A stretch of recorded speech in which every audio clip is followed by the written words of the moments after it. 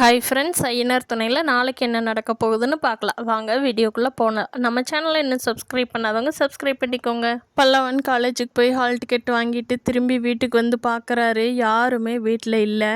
சேரனுக்கு phone பண்ணுறாரு. அண்ணா எங்கேங்கண்ணா, அன்னிக்கானா நீங்களாம் வேலைக்கு போயிருப்பீங்க, அண்ணி வீட்டில் தான் இருப்பாங்க, எங்கேயாவது வெளியில் போயிட்டாங்களாங்கண்ணா? எங்கே போயிட்டாங்க, வீட்டில் காணோமே அப்படின்னு கேட்குறாங்க.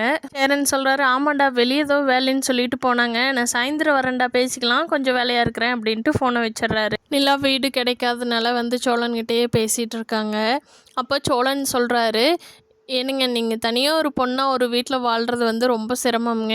நீங்கள் அப்படியே இப்போ வீட்டுக்கே குடி வந்திருந்தீங்கனாலும் இன்னொரு 10 நாள் போய் ஹவுஸ் ஓனர் சொல்லுவார், வீடு மாறிக்கோமா அப்படின்னு சொல்லி. ஒரு ஃபேமிலியாக தங்கினா தானுங்க எங்கேயுமே சேஃபு. தனியாக ஒரு பொண்ணாக சென்னையில் தங்குறதெல்லாம் ரொம்ப ஆபத்துங்க. வாங்க நம்ம வீட்டுக்கே போயிடலாம். நீங்கள் நம்ம வீட்டில் இருந்தே வேலைக்கு கண்டிப்பாக போவீங்க, இந்த சோழன் வாக்கு கொடுத்தா கொடுத்தது தானுங்க அப்படின்னு சொல்லிட்டு நிலாவை திருப்பி வீட்டுக்கே கூட்டிகிட்டு போயிடுறாங்க. வீட்டுக்கு கூட்டிகிட்டு போகிறப்போ சோழன் வந்து நிலாவுக்கு ரொம்ப பிடிச்சதெல்லாம் வாங்கி கொடுத்து ஹோட்டலில் போய் 2 பேரும் சாப்பிட்டு ஐஸ்கிரீம் சாப்பிட்டு ஜாலியாக சாயந்தரம் ஆயிடுது வீட்டுக்கு போகிறப்போ. அப்போ சேரன் பாண்டியன் எல்லாருமே வந்துடுறாங்க.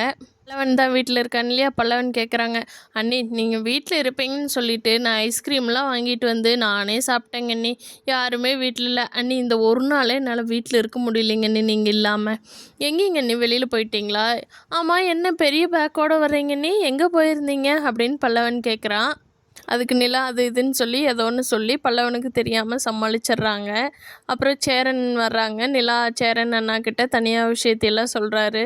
ஆமாம்மா, சோழன் சொன்ன மாதிரி நீ தனியாக வீடு எடுத்து தங்க வேண்டாம்மா, இங்கேயே இருந்துக்கோமா, உனக்குன்னு சேஃப்டியாக ஒரு வீடு நான் பார்த்து சொல்ல வரைக்கும் நீ இங்கேயே இருமா அப்படின்னு சொல்லி சேரன் சொல்லி எல்லோரும் நைட்டு டின்னர் ஒன்றா சாப்பிட்டு சந்தோஷமாக இருக்கிறாங்க.